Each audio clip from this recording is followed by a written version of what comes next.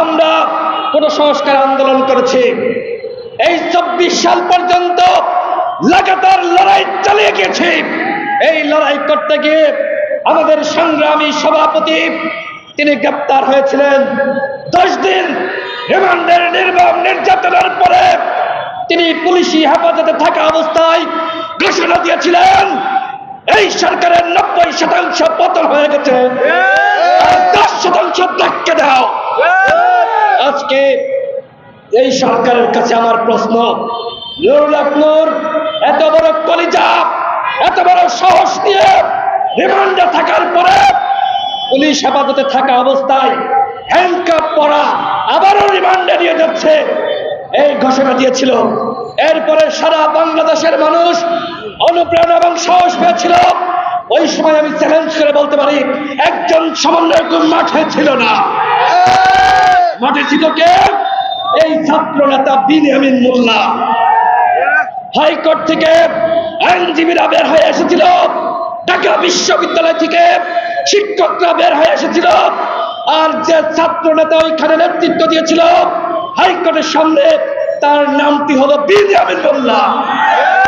আজকে সরকার গঠন করেছেন, বড় বড় কথা বলছেন, রাজনৈতিক দল গঠন করবেন, সংস্কার করবেন।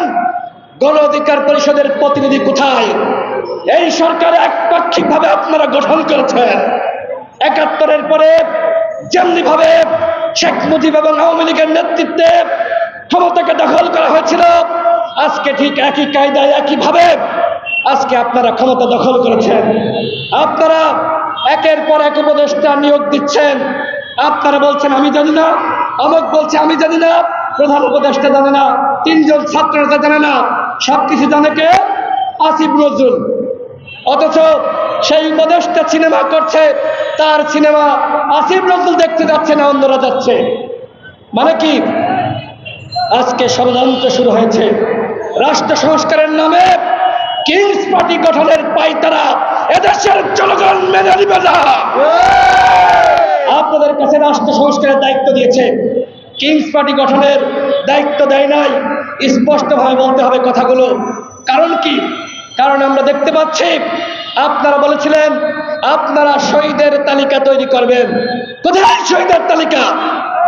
আপনারা বলেছিলেন শহীদ পরিবারকে ক্ষতিপূরণ দিবেন। কয়েকজন শহীদ পরিবারকে ক্ষতিপূরণ দিয়েছেন এই 4 মাসে? আমরা এখনো পর্যন্ত সেটি জানি না। আপনারা এখনো পর্যন্ত আমাদের যোদ্ধাদের তালিকা তৈরি করতে পারেন নাই। এখনো পর্যন্ত হাসপাতালের বিছানায় তারা কাতরাচ্ছে। তাহলে কি করলেন?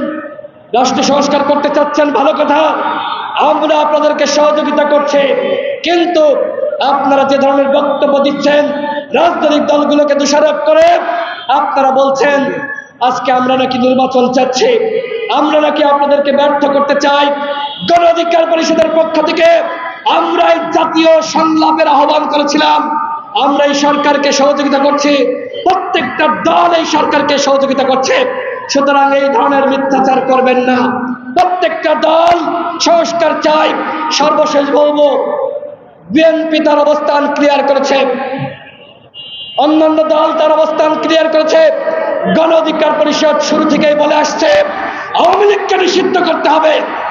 এখনো পর্যন্ত কেন আপনারা আওয়ামী লীগকে নিষিদ্ধ করছেন না? কেন? কি কারণ আমরা জানতে চাই।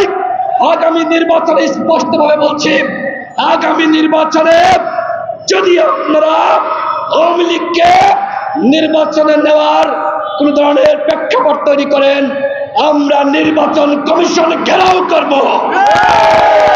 আগামী নির্বাচনে গণহত্যাকারী দল আওয়ামী লীগ, জাতীয় পার্টি এবং 14 দলের দোসররা নির্বাচনে অংশ নিতে পারবে না। ভারতের সাথে কোনো প্রীত চলবে না।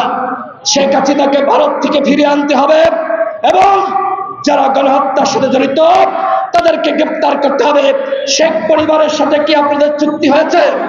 কেন কেন কি কারণে এখনো পর্যন্ত শেখ পরিবারের কেউ গ্রেফতার হলো না? সেই প্রশ্ন প্রধান উপদেষ্টার কাছে রেখে আমি আমার বক্তব্য শেষ করছি। আল্লাহ হাফেজ। আসসালামু আলাইকুম।